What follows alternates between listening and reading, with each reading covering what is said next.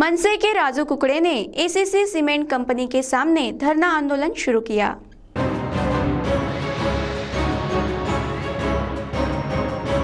ACC cement company के सामने मनसे style में आंदोलन शुरू। राजू कुकड़े।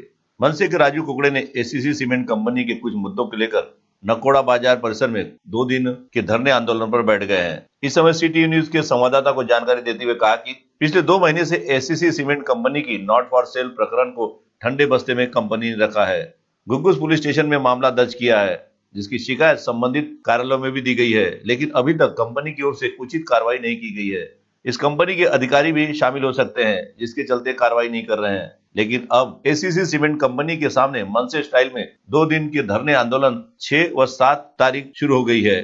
साथ ही कंपनी के कोयले की कोल स्टॉक प्रदूषण फैल रहा है, जिससे परिसर के माउंट कॉन्वेंट, सरस्वती विद्या मंदिर और तेलुगु स्कूल के छात्र छात्राओं का स्वास्थ्य खराब हो रहा है।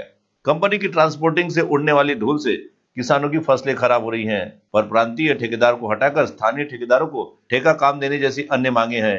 इन सभी मांगों को लेकर एसीसी सीमेंट कंपनी के सामने मनसे स्टाइल में धरना आंदोलन शुरू किया गया है। सिटी न्यूज के लिए हमारे संवाददाता प्रणय कुमार बंडी की रिपोर्ट।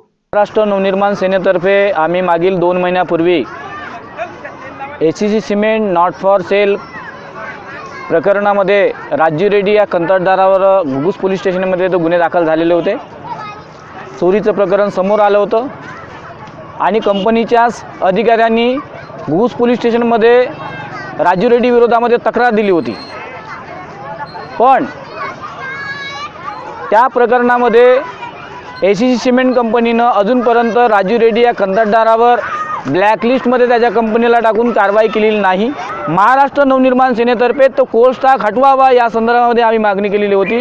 कंपनीच्या ज्या ट्रान्सपोर्टिंग प्रदूषणामुळे या परिसरातील शेतकऱ्यांच्या शेतपिकाचे नुकसान होते, त्या शेतपिकाचे नुकसान झाल्यामुळे त्यांना दरडोई उत्पन्न कमी होते आणि म्हणून त्यांना नुकसान भरपाई कंपनीतर्फे देण्यात यावी अशा प्रकारची सुद्धा आम्ही मागणी केलेली होती। पण कंपनीनं त्याच्यावरही अजूनपर्यंत कारवाई केलेली नाही आहे। इथले स्थानिक बेरोजगार अनेक जे तरुण जे बेरोजगार जे आहे ते शिकलेले चांगले आहे, पण त्यांना इथे या कंपनीमध्ये घेतल्या जात नाही। कंत्राटी पद्धतीने बाहेरचे लोक घेतले जाते, म्हणून इथल्या स्थानिक लोकांना, इथल्या स्थानिक बेरोजगारांना रोजगार मिळाला पाहिजे ही आमची मागणी होती। त्याच्यावर अजूनपर्यंत कंपनी प्रशासनाने कुठली दखल घेतलेली नाही आणि म्हणून या संपूर्ण कंपनीच्या ज्या आहे सावळ्या गोंधळाच्या विरोधामध्ये, कंपनीच्या भ्रष्ट अधिकाऱ्याच्या विरोधामध्ये आम्ही महाराष्ट्र नवनिर्माण सेनेतर्फे गेल्या 2 महिन्यापासून पाठपुरावा करतो। पण त्यानंतरही कंपनीनं कुठल्या प्रकारची दखल न घेतल्यामुळे महाराष्ट्र नवनिर्माण सेनेतर्फे आज आणि उद्या धरणे आंदोलन आम्ही इथे घेत आहोत। समजा या धरणे आंदोलनाच्या माध्यमातून हे कंपनी प्रशासन जर जागलं नाही तर आम्ही या कंपनीच्या भ्रष्ट अधिकाऱ्याविरोधामध्ये मुंबईचं जे यांचं एसीसी सीमेंट कंपनीचं ऑफिस आहे त्या कार्यालयासमोर आम्ही महाराष्ट्र नवनिर्माण सेनेतर्फे अशाच प्रकारचं धरणे आंदोलन देऊ आणि मनसे स्टाईल आंदोलन करू।